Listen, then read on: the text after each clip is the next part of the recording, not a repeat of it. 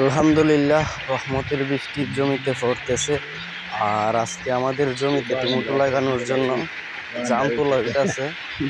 আর এই সময় সকাল টাইমে হামু আইছে, এই সময় একটা বৃষ্টি আইছে, আল্লাহ তাআলার রহমতের বৃষ্টি। আর এই বৃষ্টিতে তেমন বেশি ক্ষতি হই নাই আমরা, আরো লাভ হয়েছে। মানে আমাদের সারা টমেটোর সারা আমরা ফলিটা ফিডিং দিয়ে ওই টমেটোর সারাই না লাগাই দিতে পারবো। আর আপনাদেরকে দেখাই, এটা হইতেছে চা বাগান, পাশে হইতেছে চা বাগান, তিলিয়াপাড়া চা বাগান, এনটিসির চা বাগান। এই সাইডে বৃষ্টি পড়তেছে আর প্রচুর পরিমাণে আঁচ করছিল। আঁচ অনুযায়ী বৃষ্টি তেমন বেশি হয় নাই।